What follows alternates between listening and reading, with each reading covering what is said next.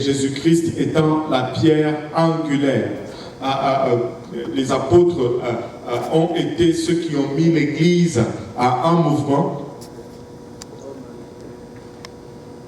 C'est pourquoi nous disons que nous sommes apostoliques, parce que nous nous réclamons de la doctrine des apôtres.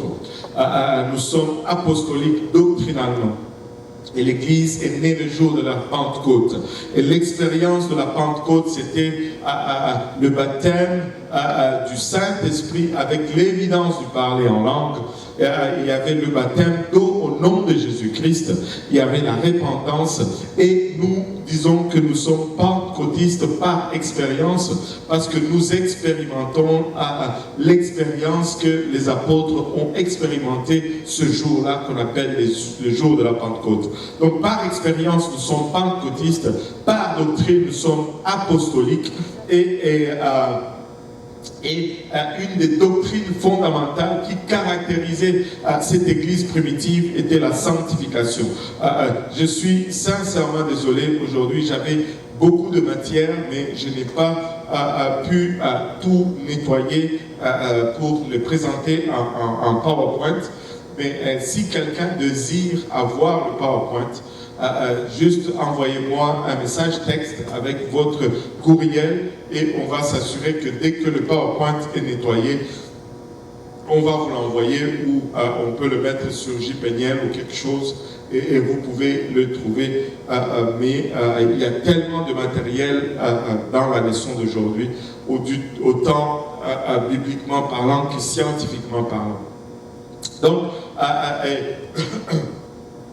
Donc, nous avons commencé à regarder ce caractère de la sanctification. La sanctification est un point sur lequel non seulement pas le monde, mais l'Église se tiraille aujourd'hui. Les soi-disant chrétiens de différentes dénominations, différents mouvements se tiraillent sur le point de vue de la sanctification. Mais laissez-moi vous dire, le livre d'Hébreux nous déclare dans Hébreux 12, 14 que nous demande de rechercher la paix avec tous et la sanctification sans laquelle nul ne verra le Seigneur. La sanctification est partie intégrale de notre salut. Et nous avons vu comment la sanctification s'applique. Elle s'applique aussi bien dans notre corps que dans notre âme, que dans notre esprit. Et nous avons regardé tous les aspects, dans ces trois aspects, notre âme, notre corps et notre esprit. Et aujourd'hui, j'ai ajouté un autre chapitre sur la sanctification. C'est un chapitre qui est très souvent négligé. C'est le chapitre de ce que nous consommons, ce que nous ingurgitons. Vous savez, la Bible, qui aime manger ici? Vous qui n'avez pas levé vos bras, vous devez vous repentir. On aime bien manger. Amen. Je ne sais pas, c'est pourquoi quand on dit fête, c'est synonyme à nourriture, n'est-ce pas? Allô? Fête, nourriture. On aime bien manger. Mais savez-vous que même manger, ça peut être un péché? Parce que tout ce que Dieu nous donne a un cadre.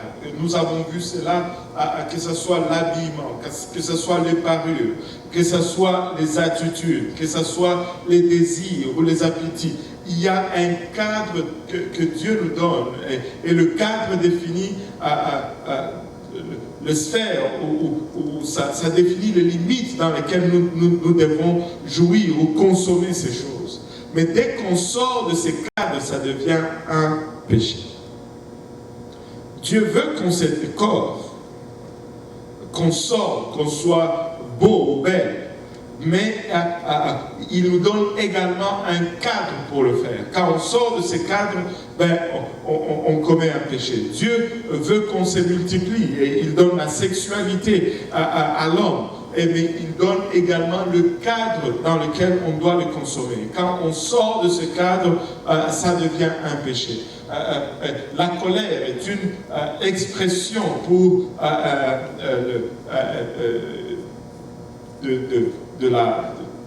d'un mécontentement, mais il y a un cadre, et quand on sort de ce cadre, ça devient un péché. Mais manger également, c'est bon pour le corps. Amen. Nous devons manger pour vivre. Il y en a qui vivent pour manger, mais quand vous commencez à vivre pour manger, ça devient mauvais. Nous devons éviter les excès de table. Et on n'évite pas les excès de table en mangeant sur ses genoux ou en mangeant, en mettant l'assiette sur une chaise. Excès de table, ça veut dire trop manger. Il y a toujours un cadre. Nous n'allons pas trop rentrer dans la nourriture parce qu'il n'y a pas beaucoup de disputes là-dessus, mais j'avais à cœur de parler de l'alcool aujourd'hui. Et en parlant juste d'un point direct en ouverture comme ça, boire de l'alcool, c'est un péché.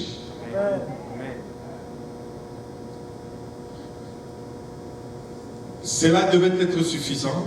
On pouvait juste se lever, faire l'appel à l'hôtel et partir. Mais je sais que vous allez argumenter. Amen. Si j'avais dit boire de l'alcool c'est un péché, ça aurait pu suffire. Mais nous vivons dans une génération où tout est, tu dois nous prouver, tu dois nous montrer, n'est-ce pas? Alléluia. Et on va le voir. Mais non, pourquoi nous aspirons à la sanctification? Je fais un petit pas en arrière.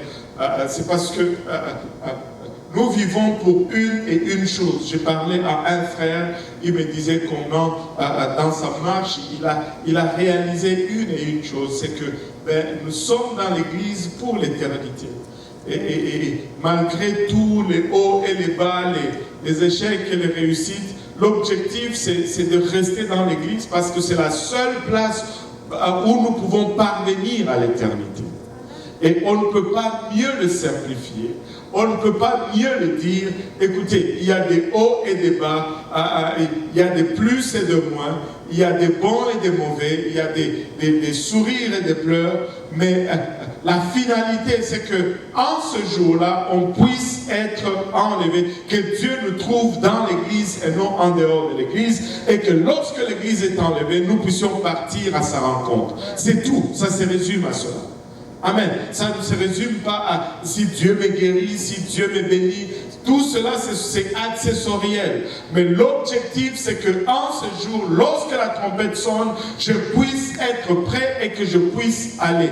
Et laissez-moi vous dire ceci. Sans la sanctification, nous perdons cette espérance.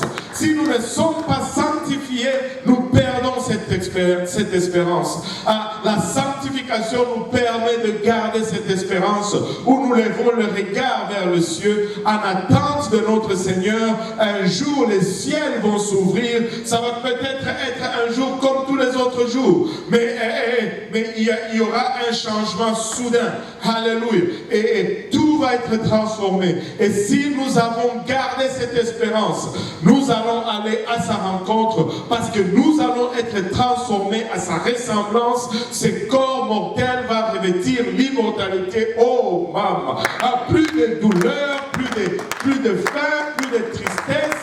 Nous allons à sa rencontre extraordinaire. Et c'est pour ça que nous vivons. C'est pour ça que nous endurons tout ce que nous endurons. Les gens peuvent se moquer de nous, mais on s'en fiche. Les gens peuvent nous critiquer, on s'en fiche. Il y a des gens qui... Écoutez, je dois y arriver, tu dois y arriver. Tu dois te mettre dans la tête que tu viens à l'église. C'est pour cela. Tu fais ce que tu fais, c'est pour cela. C'est le seul objectif. C'est le seul objectif. C'est le seul objectif. Je vais y arriver. Et tu vas y arriver. Amen. Nous allons y arriver. Alléluia. Et laissez-moi vous dire, c'est pour bientôt. C'est pour bientôt le Seigneur est en route, c'est pour bientôt. Nous devons arranger. S'il y a des péchés encore dans la vie, débarrasse-toi de ces péchés. Il est assez bon pour te pardonner. Tu peux faire demi-tour, tu peux y arriver. Tu peux y arriver. Alléluia. Tu peux y arriver et nous allons y arriver. Et nous avons le regard fixé vers le ciel. Tu sais, quand tu as le regard fixé vers le ciel, tu ne vois pas trop ce que les autres font. Quand tu commences à voir trop ce que les autres font, ton regard n'est pas vraiment fixé sur le ciel. Et là, ça devient dangereux. Amen. Alléluia. Regarde à lui qui donne la direction. Alléluia. Revenons à l'alcool. Juste en ouverture comme ça, j'ai dit l'alcool, c'est pas bon. Non seulement c'est pas bon, mais c'est que c'est un péché. Boire de l'alcool, c'est un péché. Pourquoi c'est un péché? Parce que quand tu bois de l'alcool, ça cause du tort à ton corps sans apporter de bénéfices. Si tu mets les bénéfices et les torts dépassent. Et tout commandement de Dieu nous est donné pour nous préserver contre le tort commis vis-à-vis de notre corps. Et le premier verset que j'ai souligné, c'est le livre de Proverbes. On va aller d'abord dans Proverbes. On va regarder Proverbes à partir du verset. Bon, on pouvait sauter à verset 29.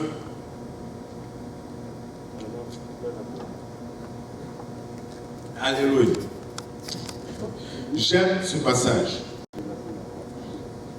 Le Proverbe, verset 29, il nous dit, pour qui les pour qui les hélas, pour qui les disputes, pour qui les plaintes, pour qui les blessures sans raison, pour qui les yeux rouges. Voulez-vous être décrit par ceci? Je ne pense pas. Non. Il dit ceci. Pour ceux, au verset 30, pour ceux qui s'attardent auprès du vin, pour ceux qui vont déguster du vin mêlé. Quand tu bois de l'alcool, tu es prône aux chicanes, tu es prône aux arguments, tu es prône aux discussions, tu es prône aux batailles sans raison, tu es prône aux yeux rouges. Des fois, j'ai des yeux rouges, mais je ne bois pas d'alcool. Mes yeux rouges, c'est tout simplement parce que je travaille beaucoup pour le Seigneur. Et il me manque de fatigue, il me manque de repos. Amen. Alléluia. Alléluia. Et si tu bois du vin, tu es prône à ces choses-là. Je me rappelle toujours de cette histoire, une histoire vraie. Un de mes cousins à mon père, il s'appelait Fulgence. Fulgence, mais on l'appelait dans notre langue, Fulgence, ça devient Féléguécho. Donc on l'appelait Papa Féléguécho. Il n'était pas habitué à l'alcool. Mais un jour, il est sorti avec un autre de cousin à mon père qui lui était un peu fourbe. Lui s'appelait Papa Maurice. Et d'une quelconque façon, Papa Maurice a conduit Papa Féléguécho, ou Fulgence, à boire du jus de maïs alcoolisé. Je ne sais pas si vous connaissez les jus de maïs alcoolisés. C'est une boisson fortement alcoolisée qui est faite traditionnelle en Afrique. Chez nous, on l'appelle l'otuku ou l'otoko. Dépendamment des pays, tu vas retrouver souvent, ce sont les mamans souvent qui font c'est tellement alcoolisé, on ne sait pas vraiment c'est quoi le pourcentage de l'alcool. Mais il a bu cela, il était tellement ivre qu'il a perdu toute raison. Papa Féléguécho n'était pas capable de marcher. Il s'est roulé dans la boue, il s'est roulé dans sa propre vomi, et il a été amené, sa maison était loin, il a été amené chez nous dans un chariot parce qu'il ne pouvait plus marcher. On l'a fait rentrer dans la maison, il était ivre. On l'a mis au salon, il a vomi je ne sais pas combien de fois, ça sentait mauvais. J'ai encore ces souvenirs-là. Mais vous savez, les effets de l'alcool s'estompent avec le temps. Vers 3 heures du matin, Bas Fulgence est revenu à lui-même. Il s'est réveillé, mais il a commencé à se poser la question, mais comment est-ce que je suis arrivé ici? Il se regarde et se dit, mais c'est quoi ça? Et là, on lui explique que on l'a amené dans un chariot. Et il était tellement choqué, tellement humilié, qu'à 4 heures du matin, avant que le quartier se lève, il s'est levé, il a pris le départ, il est allé chez lui. Et je vous dis, depuis, je n'ai plus jamais revu Bas Fulgence. C'est ce que l'alcool te fait. Il ne dit pas seulement, regardez, la parole de Dieu ne dit pas seulement de ne pas, il dit de ne pas boire. Regardez le verset 30, il dit, à qui les yeux rouges, pour ceux qui s'attardent auprès du vin. Je vais être un peu littéral, je vais être un peu extrémiste. De toute façon, on m'a déjà catalogué d'extrémiste plusieurs fois, ça ne change plus rien. C'est déjà trop tard. Amen. Je suis juste extrémiste. Et regardez, il dit pour ceux qui s'attardent auprès du vin. Donc, si tu traînes même autour d'une table où il y a du vin, tu es déjà en danger. Je ne veux pas. Allô? Pour ceux qui s'attardent auprès du vin, pour ceux qui vont déguster du vin mêlé, non seulement, ils vont dire boire et déguster, c'est je déguste, je ne bois pas. La Bible dit déguster, c'est pas bon. Je goûte seulement, non, c'est pas bon. Je bois, c'est juste un verre. Déguster, c'est un verre. Allô? Il regarde par la suite, il dit, pourquoi est-ce que c'est problématique? Regardez ceci. Verset 31, il dit, ne regarde pas le vin qui paraît d'un beau rouge, qui fait de perles dans la coupe et qui coule aisément. Qu'est-ce qu'il décrit ici? Il décrit littéralement le processus de la fermentation. Quand on presse le jus de raisin, le vin ici, c'est le jus de raisin. Et c'est là où les gens se trompent souvent. Et ils pensent que partout où c'est écrit vin, dans la Bible, ça signifie alcoolisé. Non, vin, c'est le jus de raisin pressé. Tout jus de raisin est appelé vin, que ce soit alcoolisé ou non alcoolisé. Mais là, il nous dit quelle sorte nous devons faire attention. Il dit quand il est d'un beau rouge et qui fait de perles dans la coupe et qui coule aisément. Et en d'autres termes, il décrit un processus de fermentation. Si tu observes le vin qui fermente, il fait de bulles.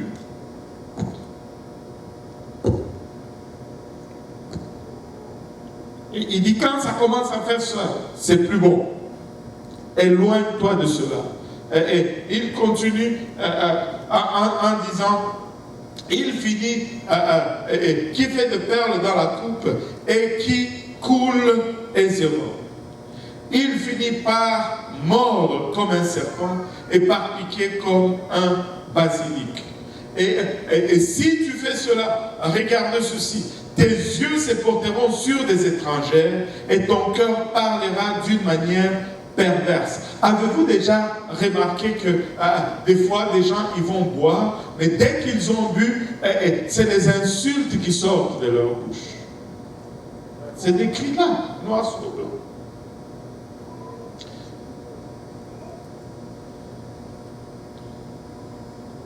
Tu seras comme un homme couché au milieu de la mer, comme un homme couché sur le sommet d'un mât. On m'a frappé, je n'ai point de mal. On m'a battu, je ne sens rien. Quand me réveillerai-je? J'en veux encore. Waouh! Et tu sais, quelqu'un qui est ivre, il va se faire mal, il ne va pas sentir la douleur. Mais quand l'ivresse part, ben, la douleur revient.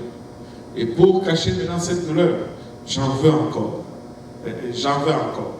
Il n'y a qu'une seule solution à l'alcool, c'est de l'éliminer de notre régime alimentaire, si on peut le dire. Il y a des gens qui vont dire un verre d'alcool, c'est bon pour le cholestérol. Laissez-moi vous dire ceci. La vertu qui agit contre le cholestérol ne se trouve pas dans l'alcool, en fait. Ça se trouve dans la qualité du raisin. Si tu manges juste du raisin, ça te donne le même effet pour ton cholestérol et sans les effets secondaires de l'alcool. L'alcool, c'est un produit que tu ne trouves pas dans la nature. Et quand tu l'ingurgites, pour l'éliminer, ton corps va subir des dommages. Parce que ce qui rentre, il faut que ça sorte. Et la seule, l'organe qui élimine l'alcool du système, c'est le foie. Et plus tu les fais travailler, plus tu brûles ton foie et tu développes le cirrhose de foie. C'est pourquoi tu vas voir beaucoup de gens qui boivent de l'alcool, ils ont l'air d'être en santé, parce que leur ventre est ballonné. Enfin, en Afrique, on dit qu'ils sont en santé. En Afrique, plus...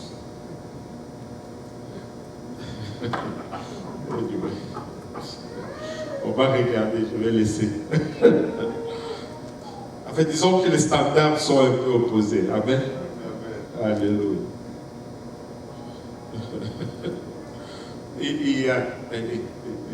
Mais ce n'est pas bon. Ça mange ton corps. L'alcool, c'est pas bon.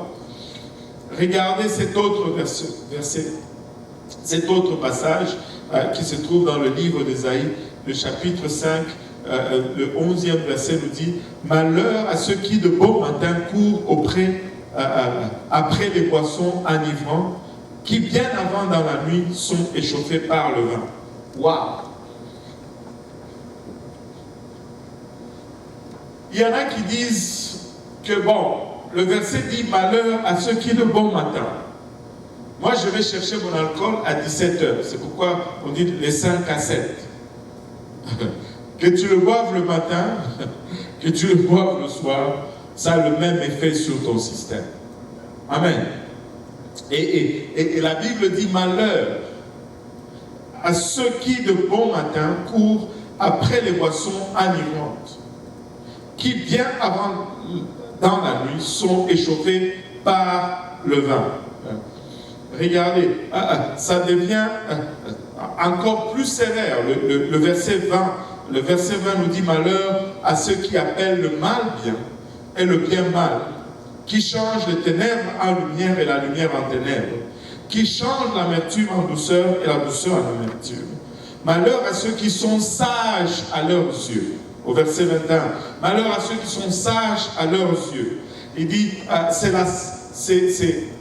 la sagesse à tes propres yeux. Tu te penses sage. Au fait, c'est un avertissement dangereux. Ne pense pas que tu es sage. Amen. Malheur à ceux qui sont sages à leurs yeux et qui se croient intelligents. Malheur à ceux qui ont de la bravoure. Il appelle ça de la bravoure. Pour boire du vin. Boire du vin, il faut être brave pour boire du vin. Quand on me dit la bravoure, si tu es brave, c'est-à-dire tu as cette audacité d'affronter le danger. Moi, quand on me dit quelqu'un qui est brave, je vois quelqu'un qui voit un lion venir vers lui en rugissant. Lui aussi, il court vers le lion en grondant. Allô?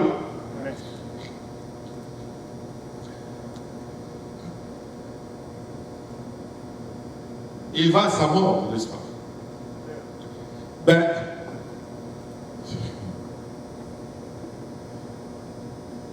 boire le vin, c'est pareil. Boire le vin, c'est pareil. Il dit, malheur à ceux qui ont de la bravoure, au verset 22, pour boire du vin et de la vaillance pour mêler des liqueurs fortes. Waouh! Je pense que c'est clair. L'alcool, c'est pas bon. Alors, l'argument que le monde chrétien va toujours donner, c'est que le Seigneur lui-même avait transformé l'eau en vin. Il avait transformé l'eau en vin à la fête de Canaan. Et après cela, il a pris du vin pour faire la Sainte Seine. Donc, nous pouvons prendre du vin. Mais faire cela, c'est ignorer littéralement la signification de mots et des contextes dans la parole de Dieu. Lors du mariage à Canaan, qu'est-ce qui s'est passé?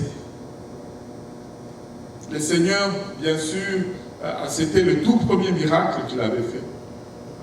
Il était à un mariage. Et c'est là où son premier miracle s'est passé. Indicatif, encore là, une fois, du symbolisme du mariage et de l'importance du mariage dans la parole de Dieu ou les symbolismes que Dieu utilise. C'était le mariage, il n'y avait plus de vin. Et là, on va le voir. Et il dit, mais qu'est-ce que moi j'ai à voir avec cela? Après, sa mère dit quand même, faites ce qu'il vous dira. Amen. Elle avait confiance en lui. Même s'il a dit, pourquoi vous me dérangez pour cela? Écoutez, ça parle fort. Des fois, nous avons des besoins. Nous allons vers le Seigneur. Et il semble que ça n'intéresse pas tellement le Seigneur. Mais nous devons quand même garder la foi. Nous devons quand même garder la foi. Nous devons avoir confiance en Dieu. Je vais ouvrir une parenthèse pour parler un peu de la foi. Qui a la foi en Dieu ici? Oh boy. Avez-vous lu l'histoire de Jonas?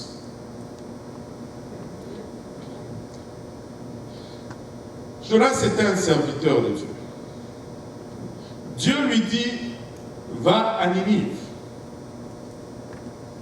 Lui il dit, pour des raisons qui lui sont personnelles, il dit, moi je vais à Tarse.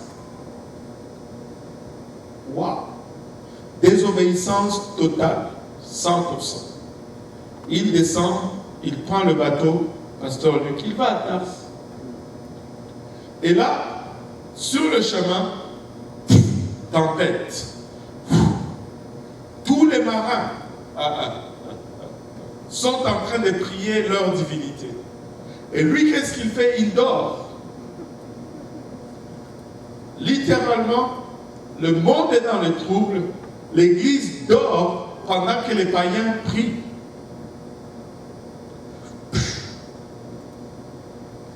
Ça fait peur. Mais finalement, on le regarde et dit, mais toi, c'est quoi ton problème? On va mourir, toi tu dors. Ça démontre à quel point, ça m'a frappé seulement derrière, ça démontre à quel point Jonas avait confiance dans la grâce de Dieu. Il était dans le tort. Il était en train de fuir Dieu. Le bateau s'écoule. Tout le monde va mourir. Mais il a assez de paix pour dormir. Maintenant, est-ce qu'il y a des gens qui ont la foi en Dieu ici? Alléluia. Un peu moins de bras. Là, regardez ceci. Il a tellement confiance en Dieu qu'on vient le réveiller, on lui dit, mais toi, c'est quoi ton problème? Va prier. Il dit, vous perdez votre temps. Moi, je sais pourquoi. Il dit, hein? je connais la solution. Si vous me jetez dans l'eau, on est en plein milieu de la mer. Il y a une forte tempête. Il dit, si vous me jetez dans l'eau, la tempête va se calmer.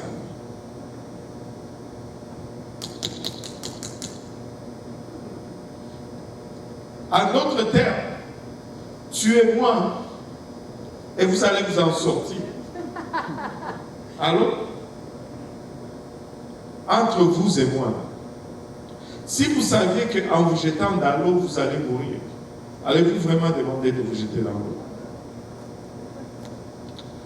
Quelque part au fond de moi, il y a quelque chose qui me dit que Jonas était convaincu à l'intérieur de lui-même que même si on les jetait dans l'eau, Dieu avait une mission pour lui et que Dieu allait le sortir de là d'une quelconque façon.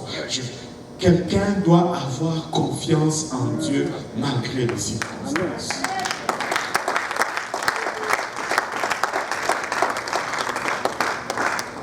Jetez-moi dans l'eau. D'une quelconque façon, il va me sortir de là. D'une quelconque façon, retournons à l'alcool. Jésus transforme l'eau en vin. On va faire goûter au maître de cérémonie qui dit, mais pourquoi vous avez gardé le meilleur vin pour la fin? On ne fait pas ça. Il faut donner le bon vin avant et garder le meilleur, enfin, le pire pour la fin. Moi, quand je mange, je fais le contraire. Je garde toujours le bon morceau pour la fin parce que je vais finir et rester avec le bon goût dans la bouche. Je ne sais pas pour vous comment vous faites, mais mon meilleur morceau, je le garde toujours pour la fin. Qui fait comme moi? Voilà, nous sommes normaux. Alléluia. Et là, pourquoi est-ce que ces chefs s'esclavent sur le bon vin? Et si tu regardes maintenant dans l'histoire, dans la tradition juive, et le vin alcoolisé et le vin non alcoolisé sont appelés vin. Mais en hébreu, il y a des noms différents. Maintenant, yaïn, ça peut être un vin non alcoolisé ou un vin alcoolisé. Mais un meilleur vin ou un bon vin était toujours un vin non alcoolisé. Parce qu'il était regardé comme étant préservé, plus frais que tout autre. Et le processus pour le garder frais était compliqué. Il fallait le chauffer et il fallait le sceller, le garder à vide pour qu'il ne se fermente pas. Ce qui fait que le vin sucré non alcoolisé coûtait plus cher que le vin fermenté. Et il était meilleur. Et aujourd'hui, tu peux aller dans des boutiques juives et acheter du vin, des bouteilles qui sont écrites vin, mais c'est du jus de raisin pur, non fermenté, qui ont le même caractéristique ou le même caractère de santé pour ton corps que le vin alcoolisé, mais sans les effets secondaires de l'alcool. Jésus n'a pas transformé l'eau en alcool, il a transformé l'eau en vin doux. Amen. Et le jour de la Sainte Seine, oui, il a utilisé du vin, mais il a utilisé du vin pour commémorer. Il a dit, vous ferez ceci en mémoire de moi. Allô? Vous ferez ceci en mémoire de moi. Rappelez-vous de Bar Fulgence. Il a bu un type de vin. Mais après avoir bu ce vin-là, il n'avait plus de mémoire. Il n'avait plus de souvenirs. Et l'alcool est regardé à travers la société comme un agent d'oubli. N'est-ce pas? On va boire pour oublier nos soucis. Mais pouvez-vous vous imaginer le Seigneur qui prend un agent d'oubli pour nous demander de ne pas oublier? Ça ne marche pas. Ça ne marche pas. L'alcool te fait perdre la mémoire. Tu ne peux pas prendre l'alcool pour ne pas oublier. Certains disent, je veux noyer mes soucis dans l'alcool pour se rendre compte que les soucis savent nager. Et par après,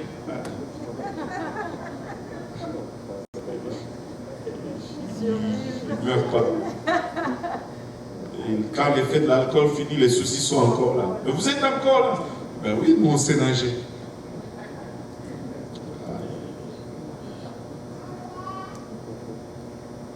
L'alcool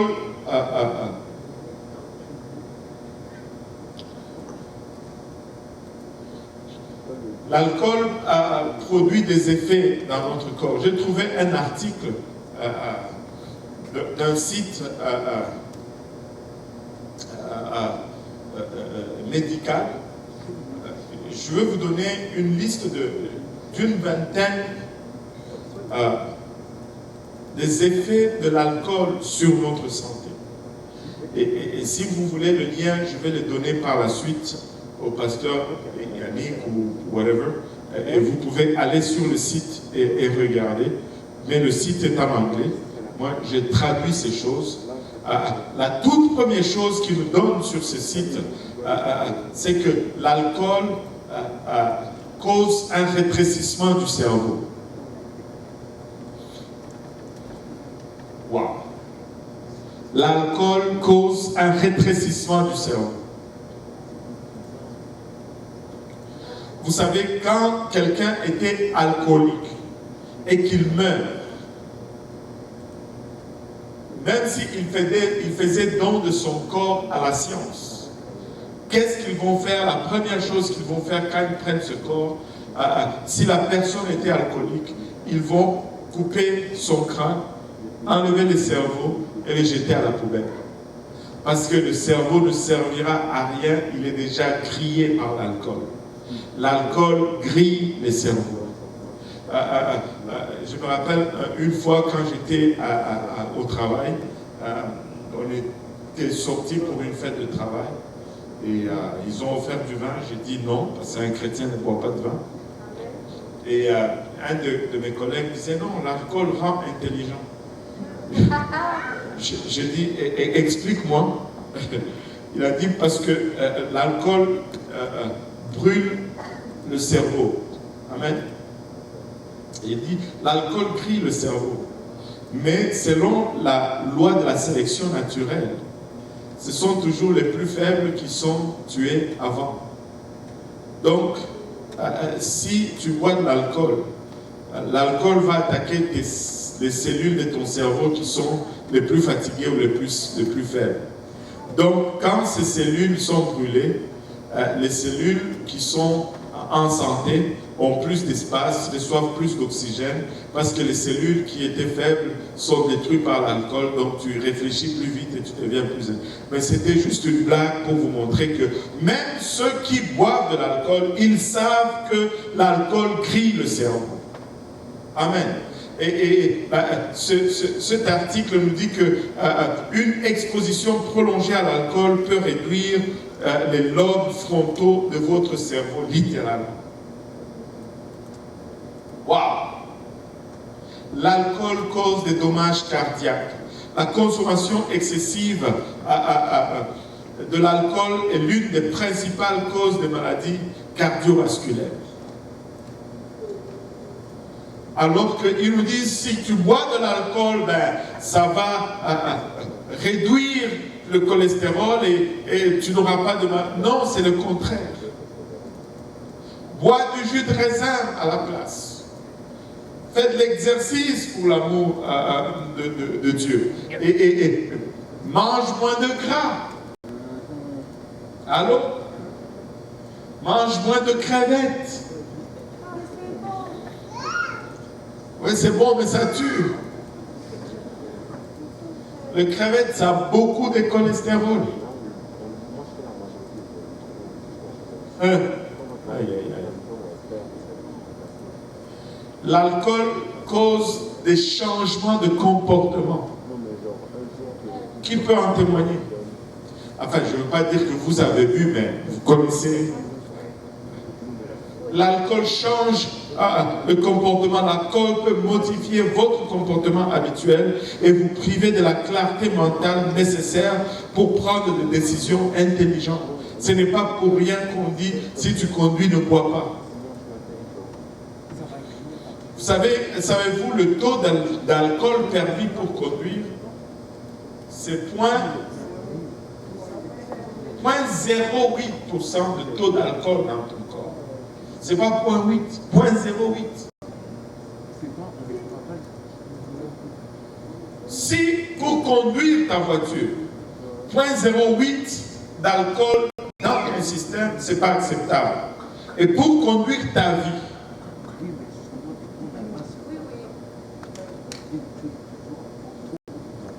c'est correct. Tu peux avoir 50% d'alcool. Je ne sais pas même pas si quelqu'un peut avoir 50%, si tu meurs sûrement. Mais ça change le comportement. Tu commences à faire des choses que tu n'allais pas oser faire. Tu bois, tu commences à lever tes vêtements en public. Tu bois, tu commences à danser des danses que tu n'aurais jamais imaginé danser devant les gens. Tu commences à dire des choses que tu n'aurais jamais imaginé. Vous savez pourquoi? Laissez-moi vous dire pourquoi. Ces choses sont toujours dans nos cœurs. C'est pourquoi la Bible nous dit que le cœur est méchant et tortueux et mauvais par-dessus tout. Qui peut le connaître? Mais lorsque nous avons notre bon sens, nous avons ces facultés, ces capacités de les étouffer là. Mais quand tu bois, ne pense pas que ça, c'était déjà là. Non, c'est vrai. Mais tu as juste perdu le contrôle. As-tu déjà conduit et tu as le désir d'étrangler quelqu'un parce que... Alléluia. Malgré que tu es rempli du Saint-Esprit. Allô? Ou c'est seulement moi, oh Seigneur, je vais aller à l'enfer, aidez-moi quelqu'un. Vous n'avez jamais eu... Tu conduis, puis il y a quelqu'un qui vient, tu dis, voilà, si. Et c'est là. C'est là-dedans. Mais tu les gardes, tu l'opprimes, tu l'oppresses parce que le Saint-Esprit est la raison d'être. Mais bois de l'alcool, il n'y a plus de raison, toutes ces choses sortent.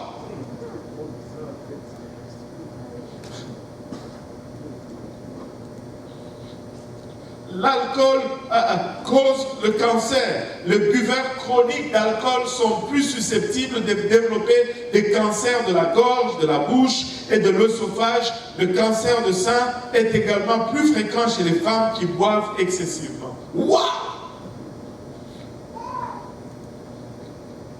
Waouh!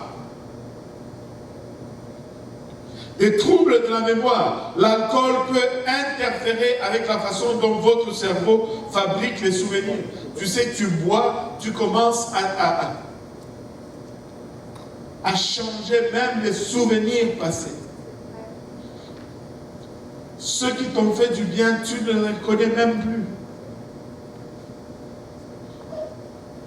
Parce que tes souvenirs sont altérés par l'alcool. Tu perds cette faculté de raisonner comme il faut. Il est possible de se réveiller sans aucun souvenir de ce que vous avez fait pendant que vous buviez ou même avant. Rappelez-vous du frère, de Papa Fulgence. Il se réveille, il ne sait même plus où il est, comment il est arrivé là. On doit lui expliquer avec qui il était.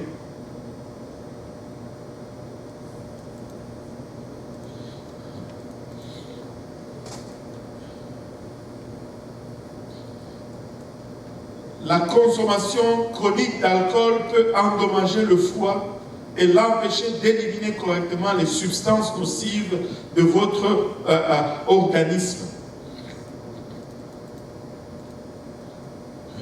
Celle-ci m'a étonné. Écoutez, il ne faut pas boire de l'alcool. Diarrhée fréquente. La consommation d'alcool peut endommager les intestins, ce qui peut conduire à des diarrhées fréquentes ou des douleurs d'estomac.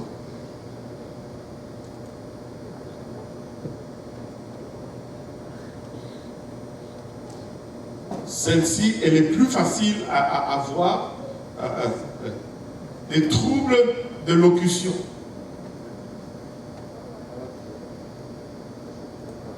Les troubles de locution, la difficulté de parler, tu vois, quand quelqu'un a bu, il commence à parler,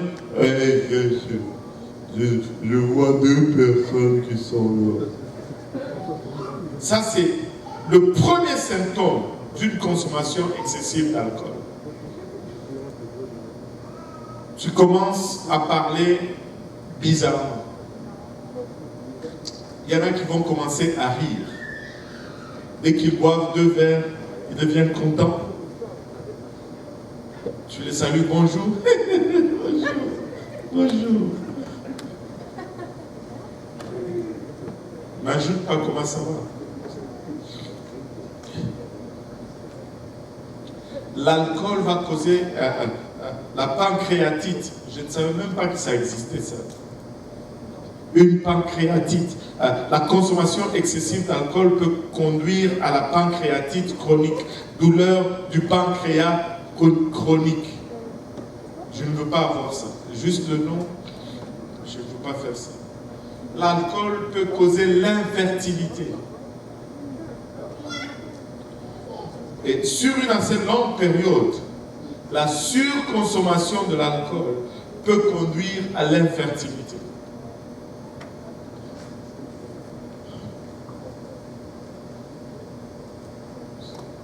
Ça fait peur.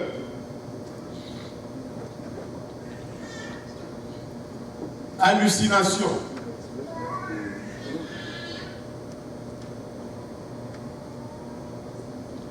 Pour les personnes souffrant de dépendance à l'alcool, un sevrage soudain peut entraîner de graves complications, y compris l'hallucination. Si tu commences à voir des choses qui ne sont pas là. Voilà. Tout ça parce que tu voulais éliminer le cholestérol dans ton système. Je pense que ça devient trop cher payé pour éliminer le cholestérol. Et en passant, la bière n'élimine pas le cholestérol.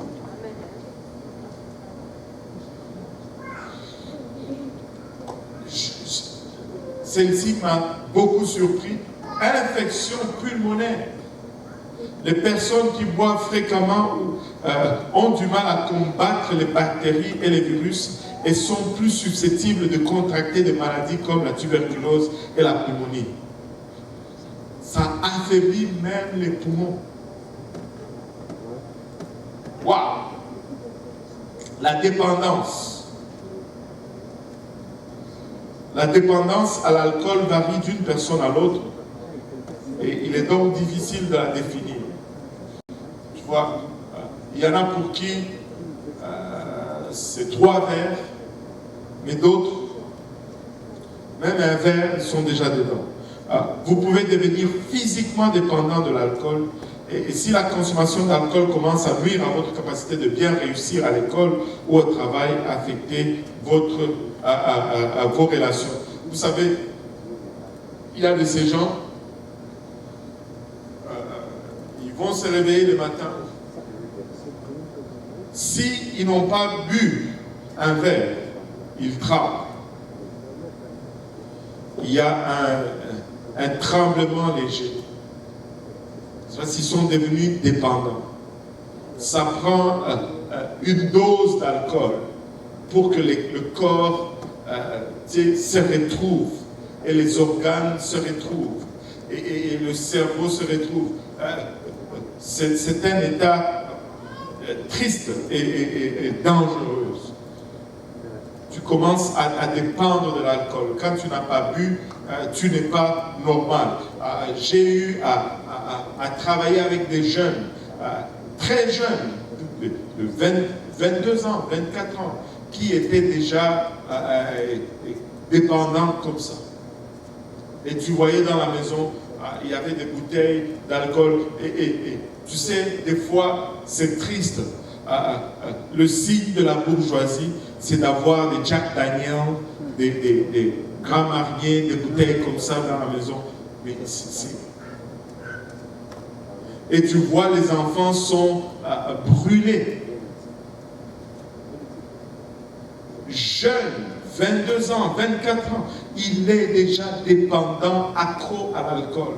Pourquoi? Parce que il fallait qu'on montre qu'on a réussi. Donc, un petit fond de Jack Daniel, après le repas, on commence là jeune, 16 ans, 17 ans, et avant qu'on arrive à 24 ans, on est déjà dépendant.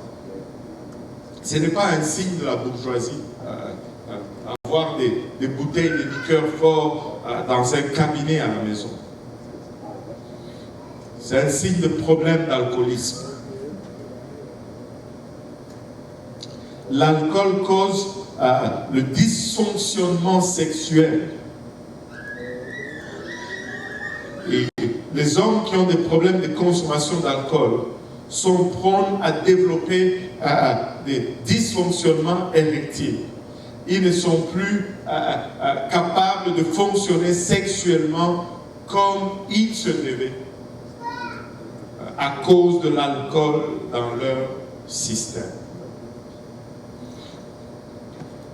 Vous savez, ça semble étrange, mais avez-vous remarqué ceci?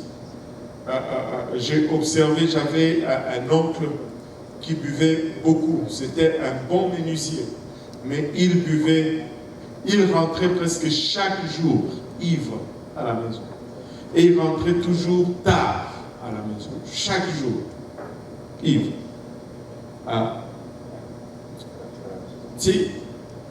On lui laissait à manger, mais il ne mangeait pas beaucoup. Du temps qu'il avait bu, il mangeait à peine. Les gens qui boivent beaucoup mangent très peu. Observez dans la famille, en fait. Ils vont manger très peu. Mais non seulement cela, mais l'alcool va produire un autre effet sur le corps. L'alcool va empêcher ton corps de bien absorber les vitamines et les minéraux contenus dans les repas que tu prends. Et cela conduit à la malnutrition. C'est pourquoi tu vas voir un alcoolique, très souvent il va être faible. Et plus il avance dans l'alcoolisme, plus il devient faible. Même pour tenir quelque chose ou une poignée, serre une poignée de main forte, tu vois que sa main est moue à cause de l'alcool. Elle est moue, elle est comme chaude et moue et moite. Et c'est triste. C'est triste. L'alcool amène à des complications diabétiques. Une consommation excessive d'alcool peut empêcher vos organes de correctement balancer les sucres dans votre système. Et pour ceux qui boivent de la bière contient beaucoup de sucre. Mais plus le fait que l'alcool dérègle le fonctionnement de nos organes, ça augmente juste nos chances de développer le diabète. Il faut s'éloigner de cela. Ceux qui boivent de l'alcool, l'alcool va causer des engourdissements. Des picotements, des engourdissements ou douleurs aux mains et aux pieds peuvent être des signes que le système nerveux central est endommagé. Quand tu bois de l'alcool régulièrement, éventuellement tu finis par endommager ton système nerveux central. Et le signe ou les symptômes de cela, c'est que tu vas avoir des picotements dans les mains ou des engourdissements dans les mains. Tu vas voir souvent les gens qui boivent beaucoup d'alcool, c'est comme s'ils sont gonflés. C'est comme s'ils gonflent un peu. Ce n'est pas un bon signe de santé. Amen. l'alcool va causer des complications digestives. Une forte consommation peut conduire au gonflement, au gaz et à des ulcères d'estomac douloureux. L'alcool va causer des fatigues. Des fatigues ou des sensations de fatigue peuvent être des signes d'anémie parce que l'alcool va également consommer le fer dans ton corps, qui est une complication de l'alcoolisme. Complications de grossesse, les femmes enceintes qui consomment de l'alcool vont donner naissance à des bébés qui ont des symptômes de ce qu'on appelle, je ne me rappelle plus bien le terme, c'est quoi? Dites-moi. Le syndrome de l'alcool fœtal. Ça ne sonne pas bon. Un syndrome de l'alcoolisme fœtal. Non seulement tu es alcoolique, mais tu as rendu ton bébé dans ton ventre alcoolique.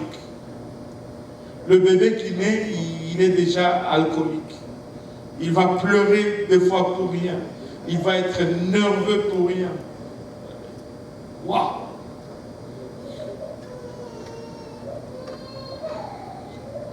Vous savez, je me rappelle, il y a longtemps, c'est en Afrique, nos maisons, des fois dans les quartiers populaires, il n'y a pas de clôture. On avait une voisine, à l'époque c'était comme une blague, tu sais, elle aime bien la bière. Son mari ne voulait pas qu'elle boive. Mais il y avait des pots de lait en poudre pour bébé qu'on appelait gigos. Je ne sais pas s'il y en a qui connaissent le gigos. C'est des longs pots comme ça avec des rayures. Et c'était, voilà, le gigos. Et elle avait un pot de gigos. Elle allait aller à la maison voisine où on vendait la bière. Et on prenait une bouteille de bière, la bière de chez nous s'appelait Simba. On versait dans cette boîte de gigos. Elle mettait le couvercle, elle passait incognito, elle allait chez elle. Mais nous, on avait découvert une façon de savoir. Quand on la voyait passer et que son gigos transpirait, on savait qu'il y avait de la bière froide dans cette... Et quand tu arrives à une place où tu dois chercher des astuces pour te procurer cette dose, il y a un problème. Un chrétien n'arrive pas, ne boit pas. Amen. Vous savez que l'alcool va provoquer même l'amincissement de la masse osseuse. Consommer de l'alcool augmente les risques de l'ostéoporose ou l'amincissement de la masse osseuse. Ça te fragilise. Changement dans la coordination. Ça, on le remarque quand la personne est ivre, mais quand on est régulièrement ivre, ça devient un état chronique ou régulier.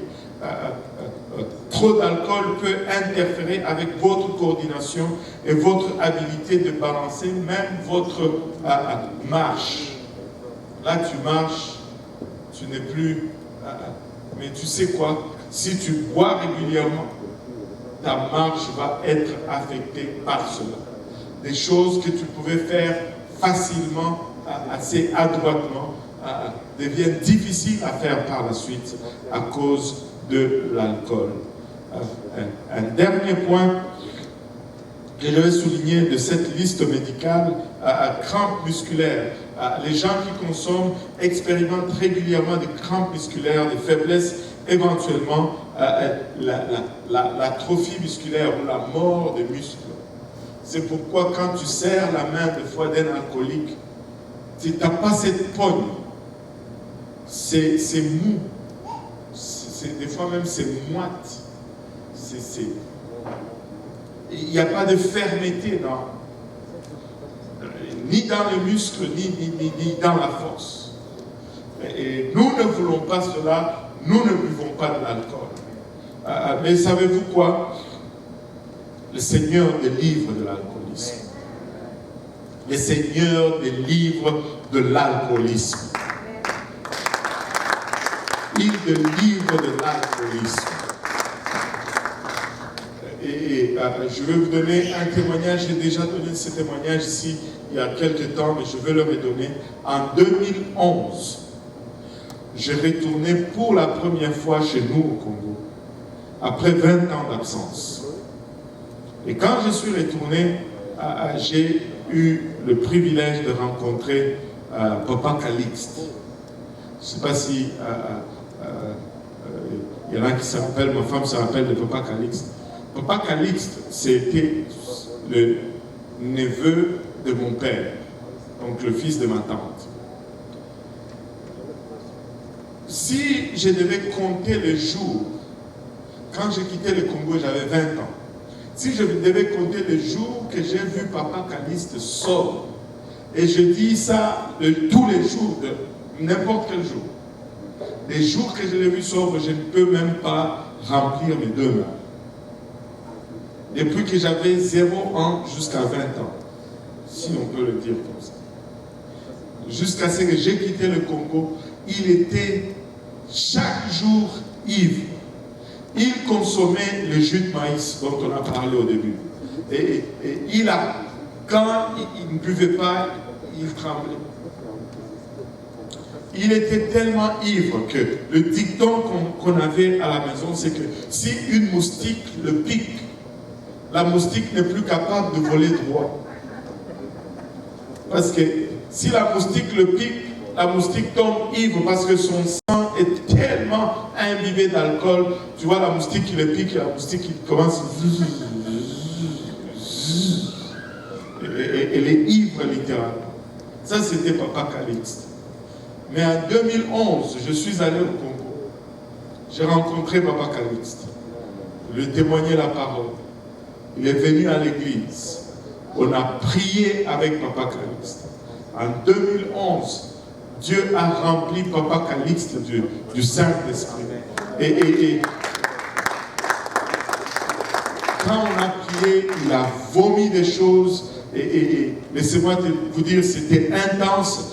Mais depuis ce jour-là, Papa Calixte n'a point bu pas une seule goutte d'alcool. Il est devenu sobre. Il avait maintenant 57 ans quand je suis allé. Il disait, mes premiers 57 ans de ma vie, je les ai vécus pour le diable. Mais tout ce qui me reste, je veux le vivre pour le Seigneur Jésus-Christ. Et jusque-là, il tient sa promesse. Dieu délivre de l'alcoolisme. Dieu délivre de la drogue. Dieu délivre de toute forme d'addiction. Si nous sommes assez volontiers pour nous soumettre à la volonté de Dieu, il va délivrer. Dieu délivre de l'alcoolisme. Il n'y a pas un alcoolique trop ivre que Dieu ne peut délivrer. Ici même, il y a quelques années, on avait un jour, j'avais un superviseur à qui j'ai témoigné la parole de Dieu à mon travail. Il passait un moment difficile. Il passait à travers un divorce. Il ne connaissait pas Dieu. Mais quand il était dans le moment de crise, le Dieu donné dont il s'est moqué au travail est devenu la personne ressource vers qui il s'est tourné. On se rencontrait dans le stationnement du travail pour prier avec lui dans son minivan le matin avant le travail. Et très souvent, étant non-croyant, pour noyer ses soucis ou essayer de noyer ses soucis, il buvait. Mais un jour, il a bu, mais ça n'a pas noyé ses soucis. Il m'a appelé, il était peut-être 11h30. Il dit, Dieu donné, il m'appelait grand chef. Il dit, grand chef, je veux me faire baptiser. Il avait déjà pris un verre, mais même dans son ivresse, il y avait de la place pour qu'il puisse réaliser ce dont il avait besoin. Il dit, je veux me baptiser. Nous sommes venus ici, nous étions là, assis devant la porte. On attendait le pasteur Benji. En ce temps-là, je n'étais pas pasteur. Et nous sommes entrés, on a commencé à prier avec Yves ici. Il est rentré ivre, mais on a prié, il était venu sobre ici et Dieu l'a rempli du Saint-Esprit avec l'évidence de parler en langue. Dieu peut délivrer un alcoolique. Dieu délivre encore les alcooliques. Et Dieu peut le faire. Amen. Nous n'avons pas à vivre sous ces fardeaux ou ce charge de l'alcoolisme. Dieu peut délivrer. Tu n'as pas à vivre sous le joug de la drogue. On pouvait parler de la drogue, de tous ces produits illicites qui sont aussi néfastes pour nous, aussi bien spirituellement que physiquement. Écoutez, la drogue, c'est spirituel. La drogue, c'est vraiment de l'esprit. Ce sont des esprits. Quelqu'un qui prend la drogue, il ouvre son esprit au monde spirituel. Et ce n'est pas bon, ces choses-là. Un chrétien ne touche pas à ces choses-là. Un chrétien ne fume pas. Peu importe quoi. Un chrétien ne fume pas la cigarette. Là-dessus, il ne va pas y avoir beaucoup d'arguments. Même s'il n'y a pas de verset dans la Bible, tu ne fumeras pas. Mais quand on parle de l'alcool, wow, il y a beaucoup d'arguments parce que socialement, ça a été accepté. Mais laissez-moi vous dire ceci. Ce n'est pas la société qui établit le standard, c'est Dieu qui établit les standards. C'est Dieu qui établit les standards. Ce n'est pas parce que quelque chose devient socialement acceptable que cela devient acceptable aux yeux de Dieu. Le mal reste mal, le péché reste péché, et ce qu'on peut voir dans la parole de Dieu, l'alcool, c'est péché. Il y en a qui vont utiliser l'argument de la modération.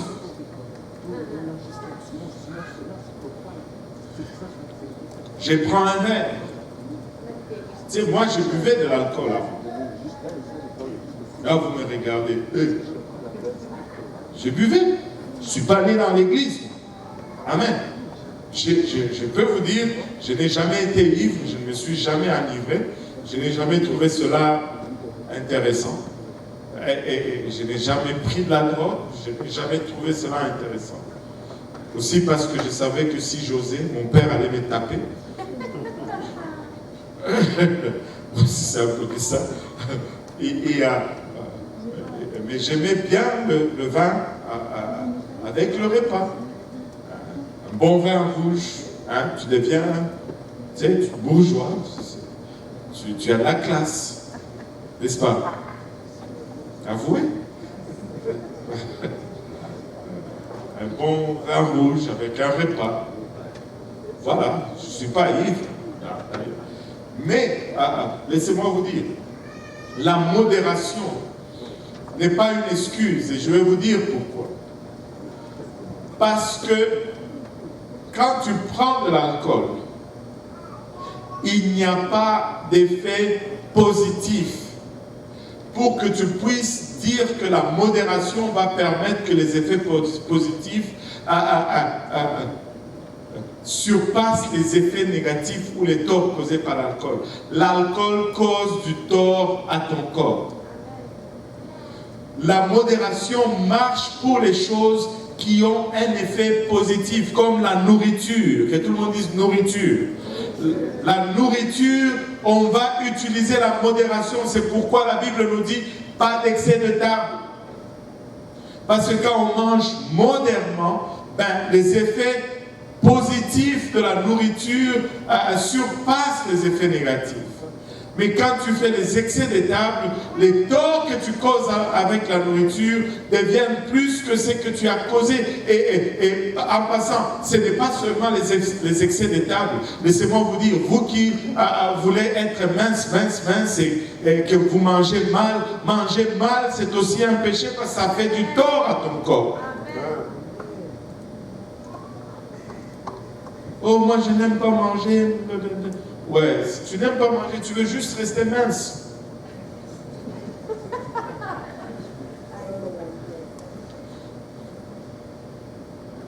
Il faut pas être ni trop, il ne faut pas être maigre, ni gros.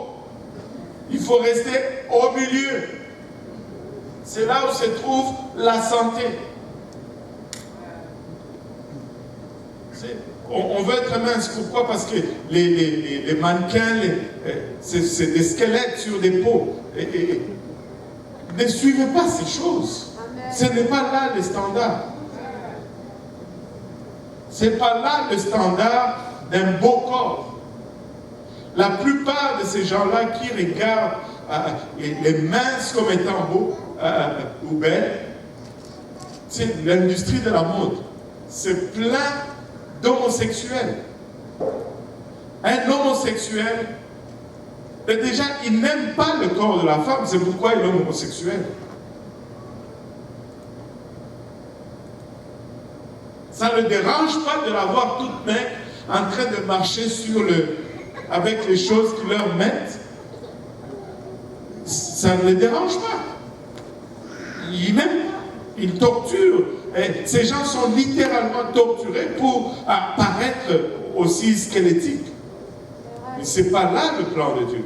Tu dois bien manger, tu dois manger modérément et prendre soin de ton corps. Alors, la modération est utilisée dans les choses positives et non les choses négatives.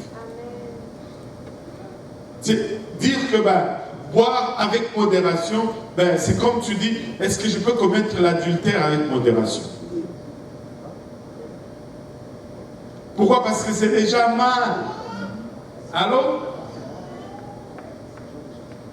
donc, l'alcool au départ, c'est déjà mal. Ça cause du tort à ton corps. Il n'y a aucun gain dans l'alcool.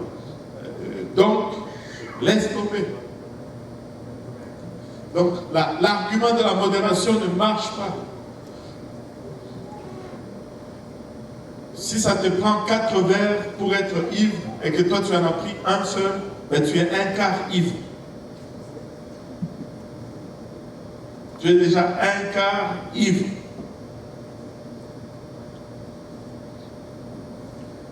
L'argument de la modération ne fonctionne pas parce que l'alcool n'est tout simplement pas bon et il n'est pas nécessaire à notre corps et il ne cause que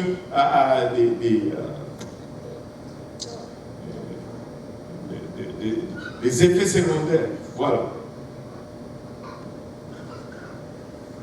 Un chrétien ne boit pas d'alcool. Point final. Alléluia. Voilà.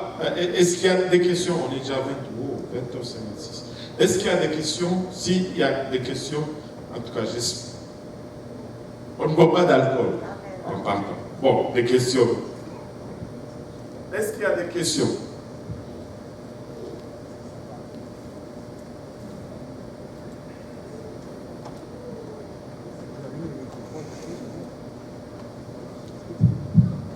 Personne n'ose poser des questions parce que on va dire que si tu poses des questions, c'est-à-dire que tu t'exposes.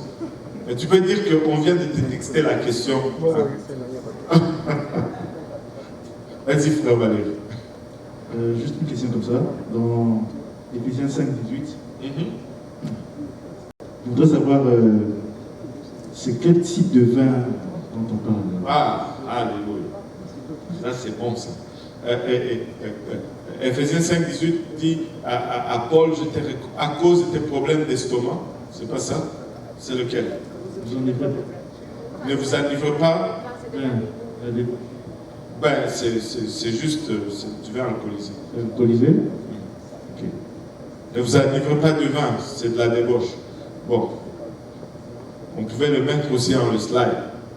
En fait, parce que plusieurs arguments, j'en ai entendu de tonnes de fois. Les gens disent que c'est le fait de faire. Ils sont libres parce que la débauche, c'est le fait d'avoir un excès, quoi. Donc, tu peux en prendre un peu, mais pas. J'ai dit tout à l'heure, si tu prends un quart de vin, un quart, Et prends un quart ivre. Voilà. Et quand il dit ne vous enivrez pas de vin, c'est de la débauche. Qu'est-ce qu'il dit par la suite? C'est là où se trouve peut-être aussi la clé. Mais soyez. Au contraire, rempli de l'esprit. Voilà. Donc, ne buvez pas le vin, mais buvez le Saint-Esprit. Ce n'est pas une modération parce qu'il nous donne une substitution, en fait. Que les gens disent qu'il ne faut pas faire l'excès, tu peux en prendre un peu, mais bon. Non. C'est l'excès qui est le problème, en fait. Il dit ne vous enivrez pas de vin, mais soyez remplis du Saint-Esprit. Donc, il remplace littéralement l'alcool par l'Esprit de Dieu. Et ça, ce n'est pas, il ne demande pas la modération. Il dit arrêtez de boire. Point final. Parce que sinon, il n'allait pas substituer avec le Saint-Esprit. Il a fait une substitution. Mais les gens vont argumenter, c'est clair. Les gens vont argumenter, mais il a fait une substitution, il n'a pas fait un dosage. Autre question, je pense qu'il y a quelque chose qui parle de ça, il y a aussi... Les Timothée, ça, va être à la fin. Le psaume qui dit le vin réjouit le cœur. Oui. Ça fait partie de... il y a des descriptions, des passages qui sont descriptifs et qui sont allégoriques. Parce que si tu dis que ces passages est littéral, ben, il ne va pas te dire après, ne te tiens pas proche du vin. Même Ésaïe nous dit, ne te tiens même pas avec les buveurs. Ne te tiens pas en compagnie de mon cœur et des buveurs. Tu sais, comment est-ce que tu peux expliquer que ici il nous dit bois, et là il nous dit non seulement ne bois pas, mais ne te tiens même pas avec ceux qui boivent. Peut-être la différence entre le vin alcoolisé et non alcoolisé. Il y a le vin alcoolisé et non alcoolisé, ça c'est clair, mais quand il nous dit de se tenir pas proche de ceux qui boivent, on est clair que c'est... Mais le passage dont il parle dans l'Ancien Testament, c'est des passages descriptifs où il va des fois décrire dans le terme de la société ce qu'il veut représenter. Mais cela n'est pas une expression de la volonté ou de la loi de Dieu, ce sont des passages allégoriques ou descriptifs. Ce ne sont pas des passages énonciateurs de commandements de Dieu. Je peux me poser la question, c'est quoi l'allégorie dedans? Qu'est-ce que je pourrais répondre? Comme il te dit, ne t'enivre pas de vin, mais plutôt de l'esprit. L'allégorie là-dedans, c'est que quand tu bois, tu es joyeux.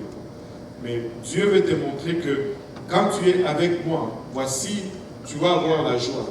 Mais toi, tu dis, mais comment, quelle joie? Comme tu vois, lui qui a bu là, comment il n'a plus de soucis, c'est la même chose. Et c'est pourquoi on peut même faire, je l'ai déjà fait ici dans un de mes messages, en utilisant le passage de Proverbes, quand tu bois, un ivrogne n'a plus mal. Et quand tu es rempli de Saint-Esprit, tu dois développer le même symptôme. C'est-à-dire, si quelqu'un t'insulte, ça ne doit plus rien te faire parce que tu es ivre de Saint-Esprit. Et c'est ça l'allégorie là-dedans. Tu démontres, tu montres les mêmes symptômes, mais pas parce que tu as bu du vin, mais parce que tu as bu du Saint-Esprit. Il y a un problème dans ta vie, tu n'as plus mal parce que tu es ivre de Saint-Esprit. Quelqu'un t'insulte, ça ne te fait même plus rien parce que toi tu veux aller au ciel. Et quelqu'un te dénigre, ça ne te dérange pas parce que tu es ivre de Saint-Esprit. Nous devons en boire. Et ça c'est l'allégorie. On va finir avec la recommandation de Paul à Timothée. Oui, c'est juste thérapeutique. Certains médicaments ou certains produits, quand tu as une douleur et que tu les prends, ben l'alcool va tuer la maladie ou les virus ou le problème. Mais non. Je pense que le meilleur exemple, c'est celui de l'anesthésie. C'est que l'anesthésie, c'est une drogue. Quand on te donne la morphine, c'est de la drogue. Mais parce que il y a une raison positive qui contrebalance les effets secondaires de ce produit, ben, on te permet de le prendre parce que ça produit plus de bien que de mal, parce que tu as mal, en fait. Mais si tu n'as pas mal, tu prends de la morphine, ben, tu te drogues. Allô? Mais c'est la même chose. Si tu as la toux, allô? Tu prends le NyQuil. Il y a de l'alcool là-dedans. Tu ne vas pas dire, oh, j'ai pris du NyQuil, j'ai la toux, ben, je vais aller en enfer. Ce n'est pas un péché de prendre du NyQuil parce qu'il y a de l'alcool là-dedans, si tu as la toux. Mais si tu n'as pas la toux, tu commences à prendre le NyQuil juste pour le buzz. Tu poses plus de problèmes à ton corps que tu as résolu. Et c'est ça le péché. Le péché, au fait, c'est parce que tu fais du tort à ton corps. Mais quand le produit permet de causer du bien à ton corps, ben c'est ce qui fait que ce n'est plus péché. Le péché, c'est parce que tu te fais mal. Dieu nous dit que c'est péché parce que ça nous détruit, en fait. C'est juste cela. Donc, si tu n'as pas mal au ventre, ne me dis pas que j'ai mal au ventre, je vais chercher la Molson. Et il n'y a pas assez de dosage d'alcool dans la Molson pour guérir un mal de ventre. Allô? Ou j'ai la toux, ben, je vais prendre une Heineken. Bien froide. Non. Le dosage d'alcool ne va pas guérir ta toux là-dedans. Mais si tu prends du NyQuil, ben, il y a le dosage nécessaire d'alcool pour guérir la toux. Et ça, c'est ce qui fait que tu ne fais pas de tort à ton corps. Et Valérie, c'est le seul alcoolique ici.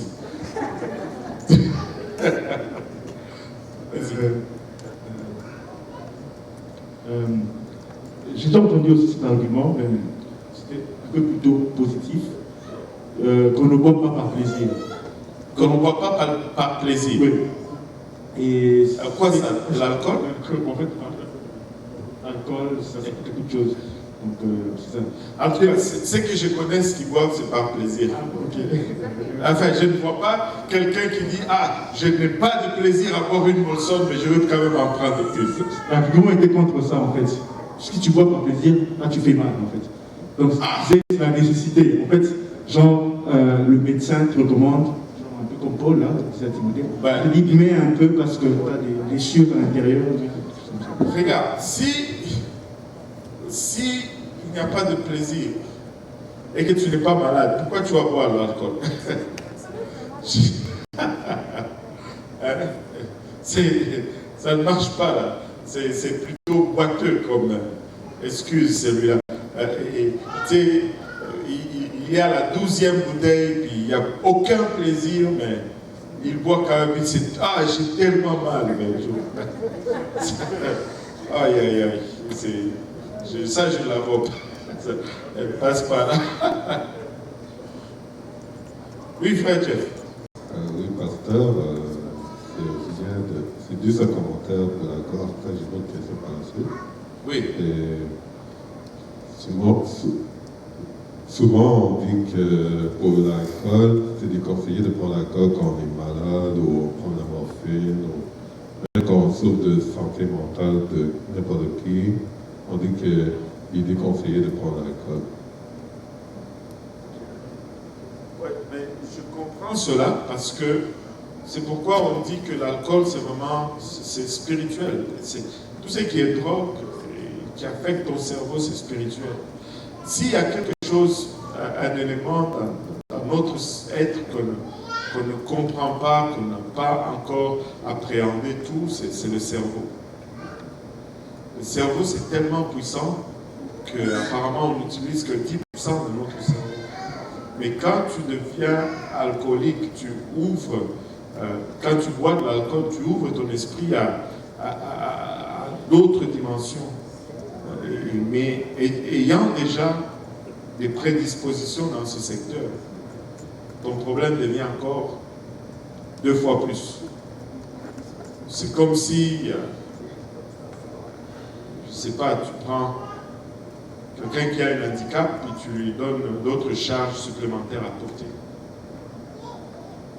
Il y a déjà une prédisposition, c'est même un aveu du problématique de l'alcool et de la drogue. Donc, non seulement on devait dire, quand tu as des problèmes mentaux, ne bois pas de l'alcool, on devait tout simplement dire, il ne faut pas boire l'alcool tout. Point final. La question aussi, c'est les aliments, et je sais qu'on n'a pas parlé beaucoup des aliments. Les aliments, ouais. Les aliments. Oui, en fait, dans l'Ancien Testament, il parlait des aliments impurs, comme le porc, les fruits de mer, tel type d'animaux, etc. Ouais. Est-ce que, maintenant on est dans le Nouveau Testament, dans la Nouvelle Alliance, est-ce que c'est déconseillé de prendre une quantité énorme de porc, de crevettes? Parce que je sais déjà que certaines personnes sont allergiques aux fruits de mer déjà, et que le porc, c'est un des seuls aliments qui ne transpire pas, donc il y a beaucoup de déchets, de toxines. Ouais, la question de nourriture a été réglée dans le livre des Actes. Et au fait, oui, dans l'Ancien Testament, quand tu regardes, il y a une progression même par rapport aux aliments. À la création, on ne mangeait même pas aucun animal. On ne mangeait que de l'herbe et des fruits. Mais quand le monde a été maudit à cause du débalancement climatique, et on a commencé à manger de la viande. Dieu, dans Genèse 9, nous donne l'autorisation de manger de la viande, mais il met une condition, c'est qu'il faut égorger et laisser le sang sortir. Pourquoi? Parce que l'âme demeure dans le sang, et il ne veut pas qu'on mange la chair avec son âme. Amen. Mais non. Et à partir de cela, il y a beaucoup d'autres lois qui sont diététiques, qu'on appelle les lois diététiques. Tu ne mangeras pas de crabe, et tu ne mangeras pas de crevettes, et tu ne mangeras pas de porc, et toutes ces choses sont, on ne doit pas les manger, et c'est pour des raisons sanitaires. Les crevettes, comme on l'a mentionné, ça a beaucoup de cholestérol. Les crabes, à ce que je sache, c'est un animal qui n'a pas de sortie. En fait. Il mange, mais tout ce qu'il mange reste en lui. Il défèque à l'intérieur de lui-même. Bon appétit.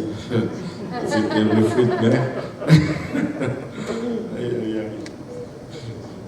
Les porcs, justement, non seulement qu'ils ne transpirent pas, mais c'est à cause de son système digestif. Et son corps contient beaucoup de toxines, comme tu l'as mentionné. C'est une viande qui se digère, qui prend beaucoup de temps à digérer à cause des toxines. Et les toxines, c'est ce qui nous rend malades, littéralement. Mais non, quand on rentre dans le Nouveau Testament, la question a été posée. Parce que ça, c'était la loi, les Juifs gardaient cette loi. Mais les autres peuples, eux, ils mangeaient le porc, ils mangeaient les crevettes, ils mangeaient les crabes. Et quand ils sont venus à Dieu, la question était, est-ce que eux aussi, ils doivent faire tout cela, tout comme la circoncision et toutes ces choses, mais la direction divine était que tu peux manger de tout, mais tu dois égorger. Maintenant, les conditions dans lesquelles on élève les porcs aujourd'hui ne sont pas les mêmes que c'était dans l'ancien temps. Et les connaissances qu'on a sur toutes ces choses aujourd'hui ne sont pas les mêmes qu'ils avaient dans l'ancien temps. Je vais te donner peut-être la référence d'un de nos prédicateurs. On lui a posé, parce que lui, il ne mange pas de porc. Et on lui a dit, la question lui a été posée, tu penses que si je mange le porc, est-ce que je peux aller au ciel si je mange le porc? Et il a répondu sagement. Il a dit, tu peux y aller, même tu vas y arriver avant moi.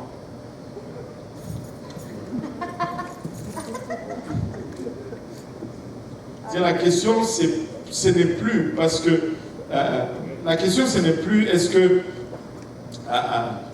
la Bible dit, je ne mange pas le porc, pas parce que la Bible dit, tu peux manger. Mais la question, tu dois te poser, est-ce que c'est vraiment bon pour moi? Comme il dit, tout m'est permis, mais tout n'est pas utile. Je sais que la viande de porc, elle est moins chère. Amen. Oh, le bon gruau. On va nous tuer là. Le riz collé. Mais n'en mange pas trop. N'en mange pas trop parce que c'est pas une très bonne viande pour ton système. Mais tu peux en manger et aller au ciel. Le jambon, un peu de jambon. Le bacon,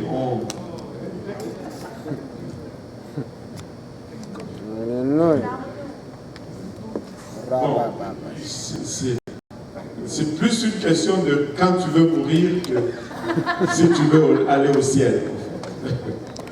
Il y a beaucoup de lois qui sont sanitaires ou diététiques, mais ces lois ne sont plus, on n'est plus obligé de les suivre parce que l'homme a développé la science que on remplit les fonctions pour lesquelles ces lois étaient données sans qu'on puisse faire ces cérémonies. J'ai toujours utilisé cet exemple, la loi du cadavre. Et après, je vais vous laisser aller. Pharaon, laisse aller mon peuple.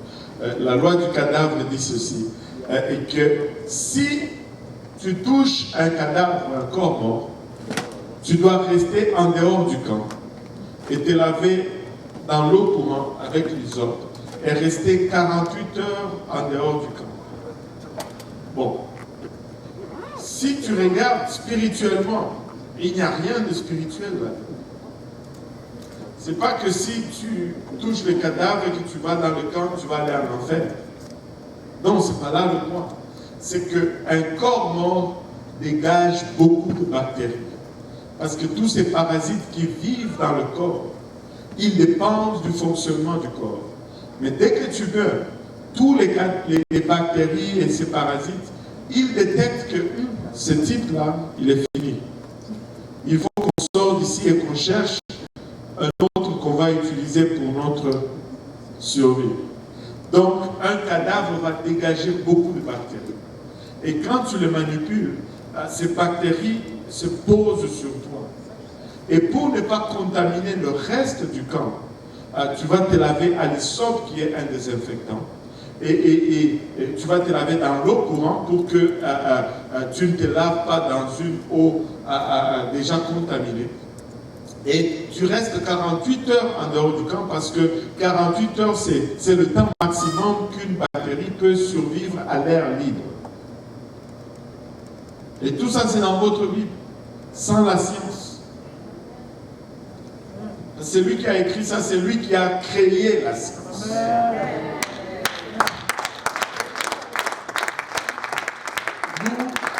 Nous observons la science. Mais lui, il a créé. Et donc, aujourd'hui, on a des savons qui sont des désinfectants extraordinaires. On a des douches qui sont de l'eau courante à la maison. Et donc, on n'a pas besoin d'aller à la rivière. Et nos savons sont assez forts pour que quand tu te laves, ça te désinfecte et puis c'est correct. On a ces choses qu'on nous met sur les mains, maintenant qui tuent 99,9% des bactéries. Donc, cette loi qui était prescrite pour nous purifier de toutes ces bactéries, afin qu'il n'y ait pas de contamination, on n'a plus besoin de l'appliquer parce que on a toutes ces choses qui nous préviennent et qui nous donnent la même chose que ce loi nous donne.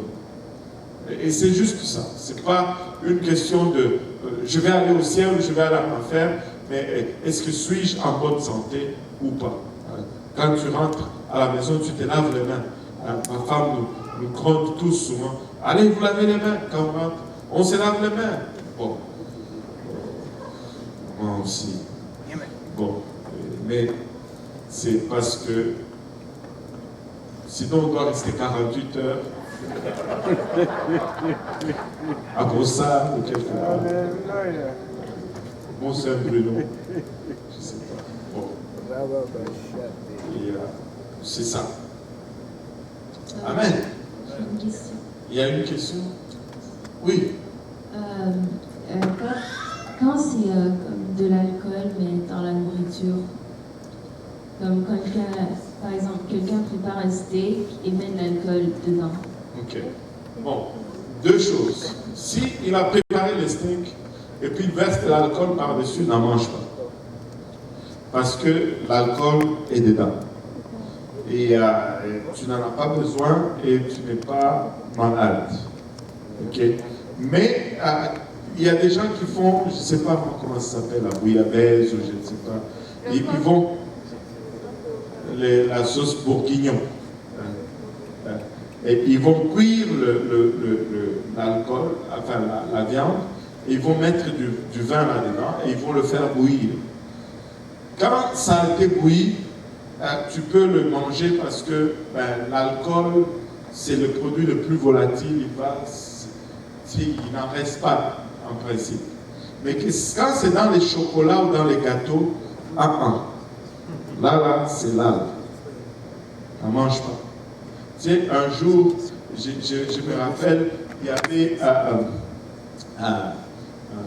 une fête de mariage et ils ont fait le punch.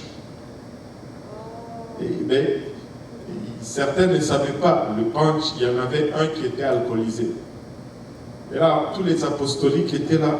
C'est bon, c'est punch.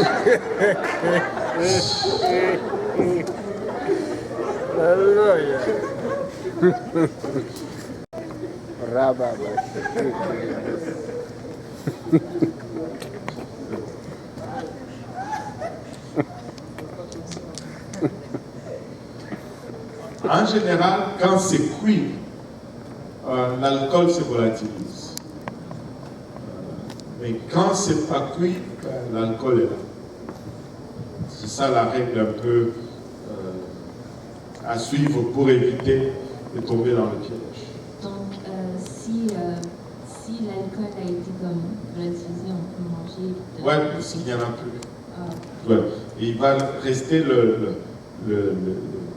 l'arôme de vin. Le vin, quand il est vieilli, même s'il n'est pas alcoolisé, il a un goût particulier. Et des fois, c'est ce goût-là qu'on va chercher.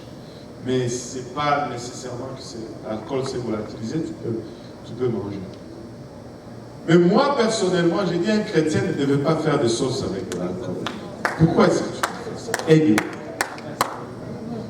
Comment tu vas faire? Tu vas entrer maintenant, tu vas aller chez quoi? C'est SAQ pour acheter l'alcool? Je vais vous raconter une histoire. Oui, une question? Non, c'est pas une question, c'est juste un commentaire par rapport aux sauces Oui. bourguignons ou les sauces qui ont du vin dedans. Aujourd'hui, tu peux trouver des vins sans alcool. C'est juste.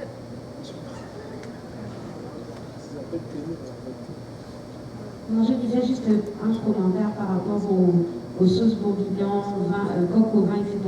Aujourd'hui, tu peux cuisiner ces choses, mais avec des vins sans alcool que voilà. tu achètes. Et déjà, chez IGA. Chez IGA, le pourcentage va être 0,0,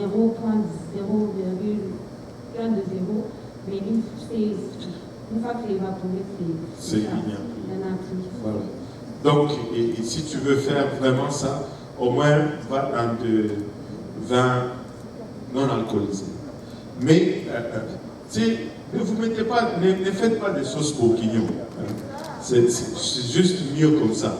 Regardez, un jour, vous savez, moi quand on était chez nous, on buvait tu sais, un sirop qu'on appelle le sirop de menthe ou le sirop de grenadine. Et tu prenais cela, tu mettais de l'eau, tu buvais, c'est bon, c'est rafraîchissant. C'est pas alcoolisé, c'est juste de sirop, c'est vert là, et c'est très sucré, c'est épais. Il faut que tu mettes de l'eau pour le boire. Bon, je suis arrivé ici, mes enfants commençaient à grandir, j'ai parlé de cela, et je voulais retrouver ça. Alors, j'ai demandé, quelqu'un m'a dit, ah, tu trouves ça dans les sociétés des alcools du Québec. J'ai dit, ah, bon. Après quelques jours, parce qu'ils s'en servent dans les bars pour faire le mélange de boissons. Bon, j'ai dit, je veux que mes enfants goûtent à ça. Un jour, j'étais chez Galerie d'Anjou. À cette époque-là, il y avait une société des alcools. Je ne sais plus ce que j'étais allé chercher là-bas. Et puis, je vois la société des alcools. Je m'arrête là, j'ai dit, ah, bon, je vais, quand même, j'y vais pour chercher le sirop de menthe. Hein. Je ne veux pas pour chercher l'alcool. J'ai hésité 3-4 minutes. Je dis, je vais y aller. Je suis rentré. Écoutez, j'étais tellement mal à l'aise. J'ai cherché. Je n'ai pas trouvé. Et il y avait tellement... Je n'étais même pas pasteur. J'étais juste infidèle dans le service anglophone. Mais il y avait tellement une conviction sur moi que je suis sorti de là. J'ai dit, il faut que je sorte d'ici avant qu'un frère ou une soeur de l'église me voit en train de sortir d'ici. Et je suis sorti et je n'ai plus jamais remis mes pieds là-bas. Je n'ai jamais eu de sirop de menthe. Bon. Pardon? Adonis Anna? Moi, est-ce que je savais que... Est-ce qu'Adonis existait même à l'époque? Je ne sais même pas. Bon, on va aller chercher chez Adonis. Maintenant, tu sais, la leçon là-dedans, c'est que tu te retrouves à une place. Oui, tu as peut-être une raison. Mais au fond, si on te voit là-bas, là, il faut que tu commences à justifier. Ton témoignage est déjà gâté. Donc ne cuisine pas tout simplement avec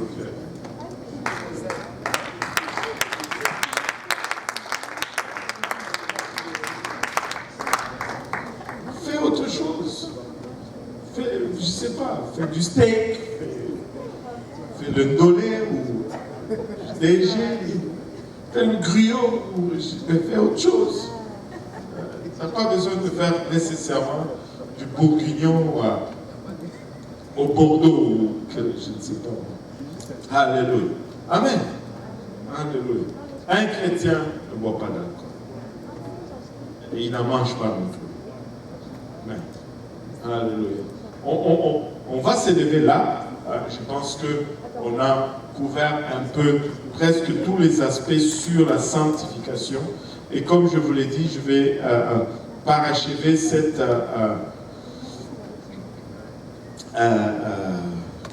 slide et puis je vais le rendre disponible pour vous avec toutes